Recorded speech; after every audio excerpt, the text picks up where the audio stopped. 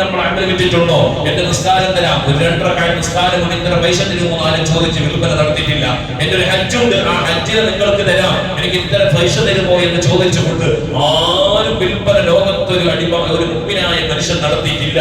എന്നാൽ ഇബാദത്തുകൾ മനോരവന്റെ അടിമകൾ അവിടെ വിൽക്കാൻ ഒന്നുമില്ലാത്തൊരു സമയം എന്ന് വെച്ചാൽ പകരം കൊടുക്കാൻ ഒന്നുമില്ലാത്ത സമയത്ത് അവിടെ നിന്ന് കൊടുക്കുന്ന ഉദാഹരണത്തിന് നമ്മൾ ഇവിടെ നിന്ന് ഒരാൾ ബാങ്കിൽ നിന്ന് ലോൺ എടുത്തു എന്ന് വെച്ചാൽ ലോൺ എടുക്കാൻ പറ്റുമോ ഇല്ലേ എന്നുള്ളതല്ല വിഷയം. അത് ഹറാമാണ് എന്നതിൽ ഐക്യകണ്ഠമായി മുസ്ലിം ലോകം പണ്ഡിത ലോകം പറഞ്ഞു തന്നതാണ്. എന്നാൽ ഒരാൾ ഇങ്ങനെ ലോൺ എടുത്തു എന്ന് വെച്ചോ, ഒരു വണ്ടി ലോണിനോട് വണ്ടി വാങ്ങി, എന്നാൽ അതിലേക്ക് അടവ് കെട്ടാൻ അടക്കാൻ അദ്ദേഹത്തിന്റെ കയ്യിൽ പൈസയില്ലെങ്കിൽ 1, 2, 3 മാസക്കാലം വെയിറ്റ് ചെയ്യും. പിന്നീട് എന്ത് ചെയ്യും?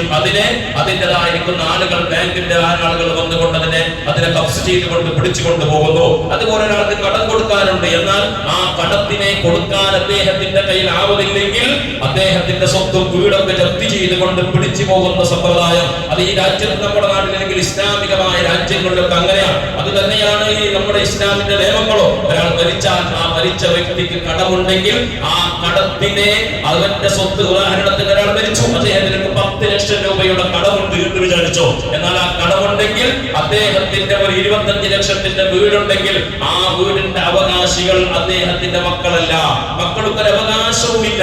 എന്താണ് ചെയ്യേണ്ടത്? നിയമപരമായി ശറഅ് പഠിപ്പിക്കുന്നത്, ശരീഅത്തുൽ ഇസ്ലാം പഠിപ്പിക്കുന്നു, അദ്ദേഹത്തിന്റെ സ്വത്തിനെ, അദ്ദേഹത്തിന്റെ വീടിനെ വിറ്റിട്ട് അതിന്റെ കടത്തിന്റെ ഉടമസ്ഥനിക്ക് കൊടുത്തിട്ട് ഒഴിഞ്ഞിട്ടുണ്ടെങ്കിൽ മാത്രമാണ് അവന്റെ മക്കൾക്ക് അവകാശമുള്ളത്. അത്രത്തോളം ഗൗരവമുള്ള വിഷയമാണ്. എന്നാൽ ദുനിയാവിലാരും നമ്മുടെ ഇബാദത്തുകൾ ഞങ്ങൾ വിറ്റിട്ടില്ലെങ്കിൽ, എന്നാൽ മഹ്ശറയുടെ ലോകത്ത് വെച്ചുകൊണ്ട് ഇതാ ഖുതുബയിൽ ചോദിക്കുകയാണ്, മഹ്ശറാ മുറ്റത്ത് വെച്ചുകൊണ്ട് നിങ്ങളുടെ അമലുകൾ വിൽക്കപ്പെടുന്നു എന്ന് പറഞ്ഞാൽ എങ്ങനെ? മനുഷ്യനെ ആക്രമിച്ചവര്, ആക്രമിക്കപ്പെട്ട വ്യക്തി, അതുപോലെ തന്നെ സ്വത്ത് വാങ്ങിയിട്ട് കടം വാങ്ങിയിട്ട് തിരിച്ചു കൊടുക്കാത്ത വ്യക്തി, അതുപോലെ ശാരീരികമായി മാനസികമായി ഒരാളെ പീഡിപ്പിച്ചിട്ടുണ്ടെങ്കിൽ അതെല്ലാം ദുനിയാവിൽ നിന്ന് പൊരുത്തപ്പെടിക്കാതെയാണ് മരിച്ചു പോകുന്നതെങ്കിൽ നാളെ മഹ്ശറാ ലോകത്ത് ആ വ്യക്തിയെ കൊണ്ടുവരുന്നു. അക്രമിയായ വാലിമായ മനുഷ്യനെയോ അതുപോലെ ആക്രമിക്കപ്പെട്ടവനായ പക്വമായ വ്യക്തിയും, 2 വ്യക്തികളെയും കൊണ്ടുവരുന്നു. എന്നിട്ട് അല്ലാഹു ചോദിക്കുകയാണ്, മലായികത്ത് ചോദിക്കുന്നു, നിനക്ക് എന്താണ് തരാനുള്ളത്? ഇവൻ എന്താണ് തരാനുള്ളത്?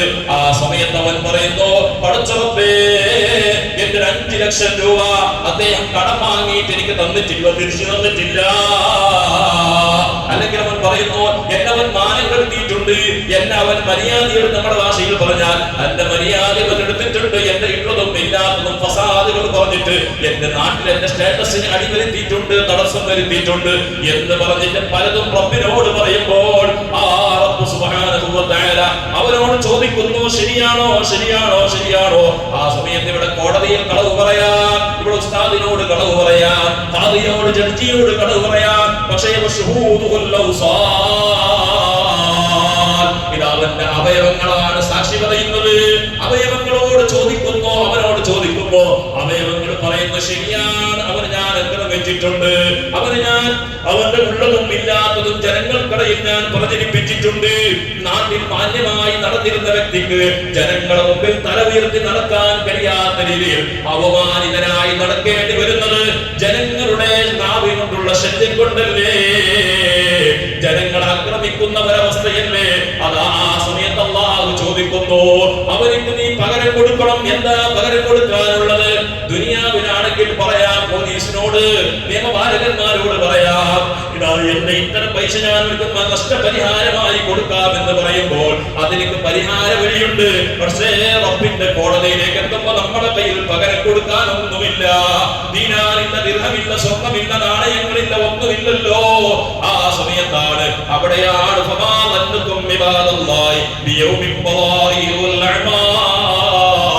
അമലുകൾ വിൽക്കപ്പെടുകയാണ്. അല്ലാഹുവിനോട് പറയുന്നു, എന്റെ നിസ്കാരമുണ്ട്, ഇത്തരം നിസ്കാരമുണ്ട്, അത് കൊടുത്തേക്കാം. അങ്ങനെ കൊടുക്കുന്ന ഒരു മഹ്ശറാ ലോകമുണ്ട് എന്നുള്ളത് വിശ്വാസിയായ യഥാർത്ഥ മുഅ്മിനായ മനുഷ്യൻ വിശ്വസിക്കുന്നതാണെങ്കിൽ അതാണ് നമ്മൾ സൂക്ഷിക്കേണ്ട വിഷയം. മഹ്ശറാ ലോകത്ത് നമ്മുടെ അമല് നഷ്ടപ്പെട്ടു പോകുന്ന മഹ്ശറാ, അവിടെ ആരും നമ്മളെ വിടൂല, ആരും പൊരുത്തപ്പെടാൻ തയ്യാറാവുകയില്ല. കാരണം നിസ്കരിച്ച നിസ്കാരങ്ങള്, അനുഷ്ഠിച്ച നോമ്പുകള്, ചെയ്ത ഹജ്ജുകൾ, ഉംറകൾ സകലമാനം അതാ അവർക്ക് ഓഹരി വെച്ച് കൊടുക്കും. പ്രിയപ്പെട്ടവരെ, മറ്റുള്ളവന്റെ കാര്യത്തിൽ ചിന്തിച്ചു പോകരുത്.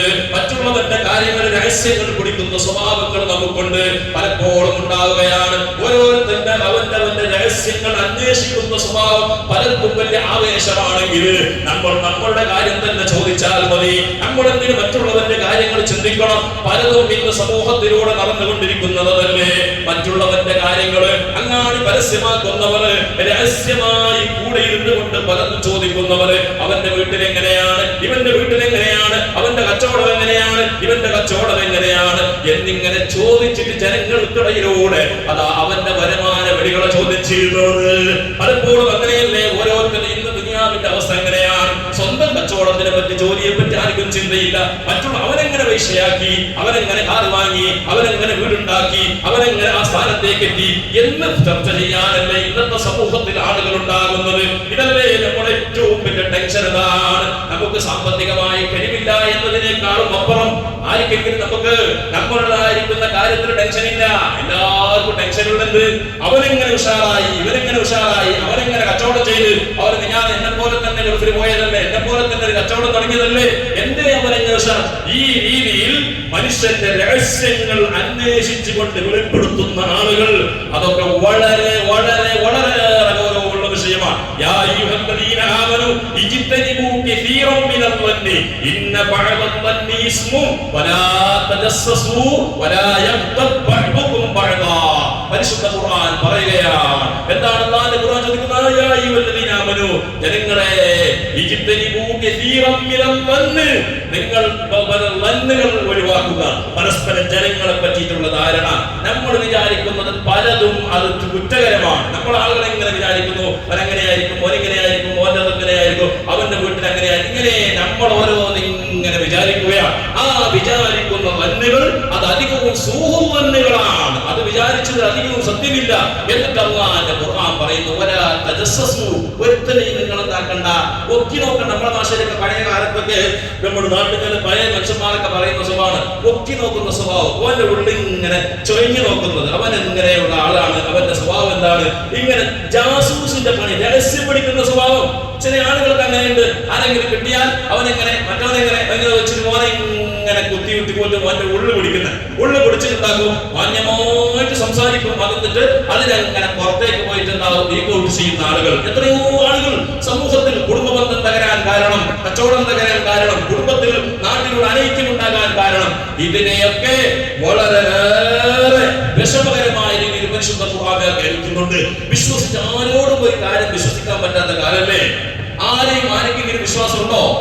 ഒരു കാര്യം ആരോടും പറയാൻ പറ്റുന്നില്ല.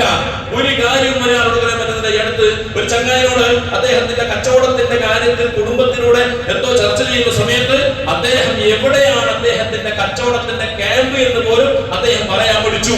അങ്ങനെ പിന്നീട് ആളുകൾ ചോദിച്ചു, എന്താ അത്രയും രഹസ്യം ഒളിപ്പിക്കാൻ കാരണമെന്ന് ചോദിക്കുമ്പോൾ ആളുകളോട് അദ്ദേഹം പറഞ്ഞത്, കാരണം നമ്മളുടെ കച്ചവട കാര്യങ്ങൾ അറിഞ്ഞാൽ അതിന് പാല് വെക്കുന്ന ഒരു വിഭാഗം ആളുകൾ, അതങ്ങനെ തന്നെ അതിന് വേണ്ടിയിട്ട് തടസ്സമുണ്ടാക്കുന്ന ആളുകൾ, ഇങ്ങനെ സമൂഹത്തിൽ ആരെയും വിശ്വാസമില്ല. അല്ലാഹുവിന്റെ റസൂൽ സ്വല്ലല്ലാഹു അലൈഹി വസല്ലം പറഞ്ഞു, അവസാന കാലഘട്ടം വരും. ആ കാലഘട്ടത്തിന്റെ പ്രത്യേകത എന്നറിയോ? വിശ്വസ്തത എന്ന് പറയുന്നത്, അമാനത്ത് എന്ന് പറയുന്നത് ഇല്ലാതെയാകും. എന്നിട്ട് ഇല്ലാതെയായി അവസാനം എന്താണെന്ന് ചോദിച്ചാൽ, ഒരു നാട്ടിൽ ഇന്ന സ്ഥലത്ത് ഇന്ന നാട്ടിൽ ഒരു വിശ്വസ്തനായ മനുഷ്യനുണ്ട് എന്ന് പറഞ്ഞിട്ട് ആളുകൾ പറയുന്ന ഒരു കാലം വരും. ഉദാഹരണത്തിന് ദക്ഷിണ കന്നഡ ജില്ലയിൽ മംഗലാപുരത്ത് ഇന്നൊരു വ്യക്തിയുണ്ട്, അദ്ദേഹം നല്ല വിശ്വസ്തനാണ് എന്ന് ജനങ്ങൾ പറയണമെങ്കിൽ അത്രത്തോളം വിശ്വാസമില്ലാതെയായി. ആർക്കും യജമാനനോട് തൊഴിലാളിക്ക് വിശ്വാസമില്ല. ഇന്ന് എത്രയോ സ്ഥലങ്ങൾ നടത്തുന്ന പ്രശ്നമാണ്. കൂടെ പണിയെടുക്കുന്നവൻ അവന്റെ അധ്വാനം കൊണ്ട് അവന്റെ വീട്ടിൽ ജോലി ചെയ്തിട്ട് അവന്റെ ഭക്ഷണം കഴിച്ചിട്ട് അവന്റെ ശമ്പളത്തിന് കഴിച്ചിട്ട് അവന്റെ കച്ചവടത്തിനെ തകർക്കാൻ നോക്കുന്ന എത്രയോ വ്യക്തിത്വങ്ങൾ, എത്രയോ ആളുകൾ സമൂഹത്തിലൂടെ നടക്കുകയാണ്. അതുകൊണ്ട് പ്രിയപ്പെട്ട മുഅ്മിനീങ്ങളെ, വളരെയേറെ ഗൗരവത്തോടെ നമ്മൾ മനസ്സിലാക്കണം. മറ്റുള്ളവന്റേതായിരിക്കുന്ന രഹസ്യങ്ങളുടെ കാര്യത്തിൽ ആരും കൈയിടാൻ നിൽക്കണ്ട. ഓരോരുത്തരുടെ രഹസ്യം, എന്റെ രഹസ്യം പറഞ്ഞാൽ അത് എനിക്കും എന്റെ റബ്ബിന് മാത്രം അറിയുന്നതാണ്. എന്റെ ഓരോരുത്തരുടെ രഹസ്യങ്ങൾ അറിഞ്ഞിട്ട് ഇങ്ങനെ രഹസ്യം തോണ്ടി നോക്കിയാൽ ആരും കൂടെ മാന്യമായി ജീവിക്കാൻ കഴിയില്ല. ആർക്കും എല്ലാവരുടെയും ഉള്ളിലൂടെ വീക്കുകളില്ലാത്ത അവന്റെ ഉദായിരിക്കുന്ന ഒരുപാട് കുറ്റങ്ങളും അതുപോലെ തന്നെ മനുഷ്യനിലൂടെ പാളിച്ചയില്ലാത്ത മനുഷ്യരാരില്ല, എല്ലാവർക്കും ഉണ്ട്. അതുകൊണ്ട് നമ്മൾ എന്ത് വേണം? അത്തരം കാര്യങ്ങളിലൊന്നും നമ്മൾ നടക്കരുത്. നമുക്ക് നമ്മുടെ കാര്യം മാത്രം ചിന്തിക്കാം. മറ്റുള്ളവന്റെ കാര്യങ്ങൾ ചിന്തിക്കുന്നതിന് പകരം അല്ലാഹുവിനെ ഓർത്തുകൊണ്ട് നമ്മുടെ കാര്യം നമ്മൾ ചിന്തിക്കുന്നത്. പടച്ചോനെ, എനിക്ക് 10, 40, 50 വയസ്സായി, ഇനി എന്റെ കാര്യങ്ങളിൽ നിന്ന് രക്ഷപ്പെട്ടാൽ മതി എന്ന രീതിയിലേക്കാകണം അനാവശ്യമായ പരിശുദ്ധ ഖുർആൻ പറഞ്ഞത് അങ്ങനെയല്ലേ? മുഅ്മിനീങ്ങളുടെ അടയാളം പറഞ്ഞത് എന്താ? മുഅ്മിനീങ്ങൾ എന്ന് പറഞ്ഞാൽ ആവശ്യമില്ലാത്ത കാര്യങ്ങൾ വിട്ടു നിൽക്കുന്നവരാണ്. എല്ലാ കാര്യത്തിലേക്കും ഇടപെടുന്നത്. നമുക്ക് അങ്ങനെ ഉണ്ടെങ്കിൽ കിട്ടിയതിന് ഏതെങ്കിലും കണ്ടെന്ന് കേട്ടെന്നൊക്കെ നമ്മൾ അതിന് ഇടപെടുന്ന സ്വഭാവം ഉണ്ടെങ്കിൽ നമുക്ക് ഈമാൻ കുറവെന്ന് മനസ്സിലാക്കണം. ഉദാഹരണത്തിന് നമ്മൾ പുത്തൂരിലേക്ക് പോകാം. പുത്തൂർ പോകുന്നത് മിത്തൂരിലോ അല്ലെങ്കിൽ കവക്കത്തോ കുറച്ച് ആൾ കൂടിയിട്ട് 4 ഒച്ചപ്പാടുണ്ടാകുന്നത്. ആളിൽ മോനത്തായി ബൈക്കിൽ നിന്ന് ഇറങ്ങി കാറിൽ ഇറങ്ങിയിട്ട് പോകുന്ന ബോഡിയിലെ കാട്ടിൽ പോയിട്ട് ആടെ പോയിട്ട് 4 ഓരോട് ഇടപെട്ടിട്ട് ആ പ്രശ്നത്തിനോ കൂടാൻ ആവശ്യമുണ്ടോ? നമുക്ക് ആവശ്യമില്ലാത്ത കാര്യം. പക്ഷെ അങ്ങനത്തെ ചില സ്വഭാവക്കാരുടെ എന്തുണ്ടെങ്കിൽ ഓനൊരു വലിയ സ്റ്റേറ്റ്മാനായിട്ട് വലിയ ഷോ ആയിട്ട് ആടെ പോയിട്ട് കൂടുന്നു. അതൊന്നും നമുക്ക് ആവശ്യമില്ല. നമുക്ക് എന്താണ് ആവശ്യമുള്ളത്? ആവശ്യമുള്ള കാര്യങ്ങൾ ചെയ്യാം.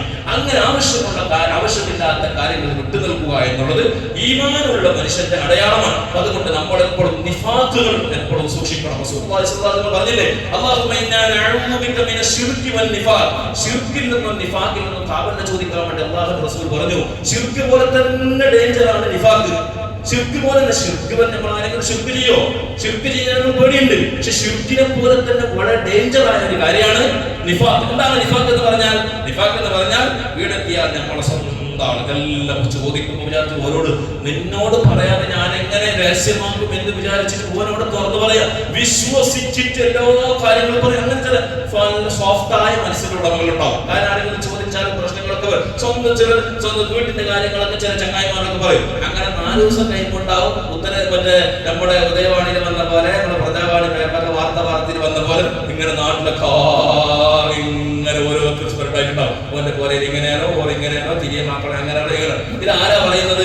വിശ്വസിച്ചിട്ട് ചില ആളുകൾ അങ്ങനല്ലേ. ഈ ഫ്രണ്ട്ഷിപ്പ് എന്ന് പറഞ്ഞാൽ അത്രയും നമ്മൾ സൂക്ഷിക്കേണ്ട വിഷയമാണ്. ഈ ചങ്ങായിമാർ എന്ന് പറഞ്ഞാൽ കണ്ണാടി പോയ കാലത്തിൽ മലയാളത്തിൽ ഗാഥയുണ്ട്, ചങ്ങായി നന്നായ കണ്ണാടി വേണ്ട. എന്താ അർത്ഥം? ചങ്ങായി നന്നായ കണ്ണാടി വേണ്ട എന്താണ് ഇതിന്റെ അർത്ഥം? മനസ്സിലായോ? കണ്ണാടിയാണ് നമ്മളൊക്കെ നമ്മളെ എല്ലാ കാര്യം നമ്മൾക്ക് ശരിക്കും പ്രദർശിപ്പിക്കുന്നത് അല്ലെ. കണ്ണാടി മുമ്പിൽ നമ്മൾ ഒരു മുണ്ടാസ് കെട്ടി അല്ലെങ്കിൽ തൊപ്പി വെച്ച് നമ്മുടെ താടിയിൽ ഒപ്പിച്ചിട്ട് ഡ്രസ് ഇട്ട് നമ്മൾ കണ്ണാടി മുമ്പിൽ പോയിട്ട് നിന്നിട്ട് വന്നെങ്കിൽ നമുക്ക് സമാധാനം. കാരണം നമ്മളതെല്ലാം കണ്ട് അല്ലെ. അതുപോലെ കണ്ണാടി ചങ്ങായി നന്നായാൽ കണ്ണാടി വേണ്ട എന്ന് പറഞ്ഞാൽ അത്രയും നല്ല വിശ്വസ്തനാകണം ചങ്ങായി. ചിലപ്പോൾ നമ്മളെ പോലത്തെ ഉൾട്ട പിടിക്കുന്ന ചങ്ങായിമാരെങ്കിലും നമുക്ക് ഉണ്ടെങ്കിൽ എന്ത് പറയും? നമ്മളെന്താവും, നമ്മളെ ഡ്രസ്സ് തീരെ ഷൂട്ടായിട്ടെങ്കിൽ നല്ല സൂപ്പറായി നല്ല ഡ്രസ്, ഇങ്ങനത്തെ ഡ്രസ്സ് നീ ലൈഫിൽ ഇട്ടിട്ടാന്ന് അപ്പുറം പോയിട്ട് നമുക്ക് ആൾക്കാരെ പറയും, ഇങ്ങനത്തെ കൊലം കെട്ടി വന്നിനെ ഇരിക്കട്ട് മോൻ അങ്ങനെ ഇവർക്ക് മര്യാദ കൊണ്ട് നോക്കിയിട്ട് ഞാൻ അങ്ങനെ ആക്കി. അങ്ങനത്തെ ചങ്ങായിമാരുണ്ടെങ്കിൽ ഡേഞ്ചറാണ്. അതുകൊണ്ട് ചങ്ങായിമാർ അത്തരം ആളുകളോട് മാത്രം നമ്മൾ കൂട്ടുകെട്ട് കെട്ടണം. എല്ലാവരോടും കെട്ടി വളർത്തുന്ന സ്വഭാവം നമ്മൾ നിർത്തണം. അത് നമുക്ക് ഡേഞ്ചറാണ്. ഏതൊരു കാര്യം നമുക്ക് വിശ്വാസമില്ലാത്ത ആൾക്കാരോട് ഞാൻ എപ്പോഴും പറയാൻ പാടില്ല. എല്ലാവരോടും പറഞ്ഞാൽ എന്നിട്ട് ഓരെന്താവും, നിന്നോട് മാത്രം ചൊല്ലരുത്, നിന്നിട്ട് മാത്രം ചൊല്ലാരോട് ചൊല്ലേ. ഇനി എല്ലാവർക്കും ചെന്നേ തന്നെ നിന്നിട്ട് മാത്രം ചൊല്ലേ. നാട്ടിൽ ജമാഅത്തിൽ 300 ആളുണ്ടെങ്കിൽ 300 ആളോട് ചൊല്ലുണ്ടോ? നിന്നിട്ട് മാത്രം ചൊല്ലേ. ഈ സ്വഭാവം നമ്മൾ ഒഴിവാക്കണം. എപ്പോഴും രഹസ്യങ്ങൾ, ഉദാഹരണത്തിന്റെ കിതാബുകളിലുണ്ട്, ഒരാൾക്ക് സ്വപ്നം കണ്ടെങ്കിൽ കിനാ കണ്ടില്ലേ? ഈ കിനാ കാണുന്ന സ്വഭാവമില്ല. കിനാ കാണല്ലേ? കിനാവിന് വലിയ അർത്ഥങ്ങളുണ്ട്. കിനാവ് വലിയ ലോകമാണ്, സ്വപ്നം വലിയ ലോകമാണ്, ഒരുപാട് അത്ഭുതങ്ങളുള്ള ലോകമാണ് സ്വപ്നം. നമ്മൾ എന്തെങ്കിലും കണ്ടെങ്കിൽ ഞമ്മ ആക്കപ്പെടും. സ്വപ്നം കാണുന്നത് നല്ല ലക്ഷണമാണ്. അങ്ങനെ നല്ലൊരു സ്വപ്നം കണ്ട് അവർക്ക് നല്ലൊരു സ്വപ്നം കണ്ട്, എന്നാൽ കിതാബുകളിൽ പറയുന്നു ആ സ്വപ്നത്തിന് ആരോടും പറയാൻ പാടില്ല. അടുത്ത വിശ്വസ്തനായ ചങ്ങായിയോടല്ലാതെ ആ സ്വപ്നത്തിന് പറയാൻ പാടില്ല. ഇനി ചീത്തയായ സ്വപ്നം ഒരാൾക്ക് കണ്ടു, വെറും വേണ്ടാത്ത കിനാവ് കണ്ടെങ്കിൽ അവിടെ ഹദീസിൽ പറയുന്നു അവിടെ എന്താക്കണം? അത് ആരോടും പറയാൻ പാടില്ല, ചങ്ങായിയോട് പറയാൻ പാടില്ല.